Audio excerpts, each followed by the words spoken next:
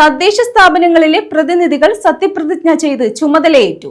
രാവിലെ 10-നായിരുന്നു സത്യപ്രതിജ്ഞാ ചടങ്ങ്. ഏറ്റവും മുതിർന്ന അംഗത്തിന് വരണാധികാരി സത്യപ്രതിജ്ഞ ചൊല്ലിക്കൊടുത്തു.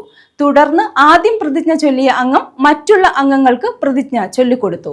കരുനാഗപ്പള്ളി നഗരസഭയിൽ മുതിർന്ന അംഗം രാജുവിന് വരണാധികാരി ആദ്യം പ്രതിജ്ഞ ചൊല്ലിക്കൊടുത്തു.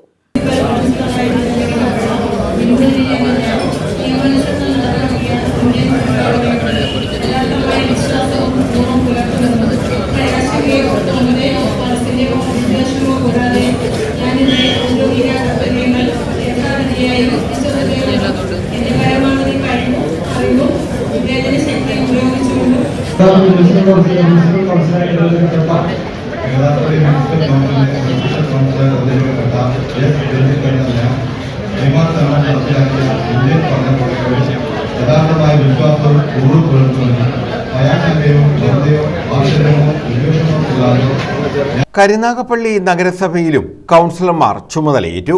രാവിലെ 10-നായിരുന്നു സത്യപ്രതിജ്ഞാ ചടങ്ങ്. നഗരസഭയിലെ 4ാമത്തെ കൗൺസിലാണ് നിലവിൽ വന്നത്. നഗരസഭാ കോൺഫറൻസ് ഹാളിൽ നടന്ന ചടങ്ങിൽ മുതിർന്ന കൗൺസിലർ രാജുവിന് വരണാധികാരി ബിന്ദു സത്യവാചകം ചൊല്ലിക്കൊടുത്തു.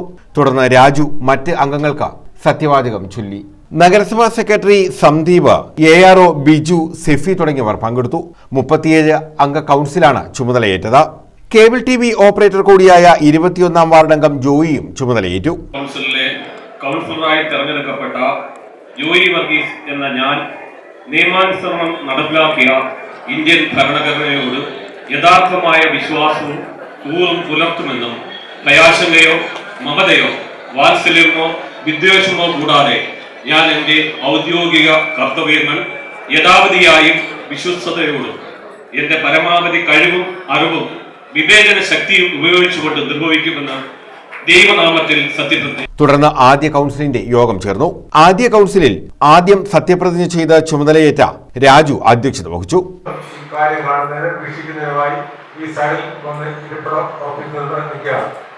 നിങ്ങൾ എല്ലാവരുടെയും സഹായത്തോടുകൂടി ആദ്യത്തെ മീറ്റിംഗ് തുടങ്ങുകയാണ്.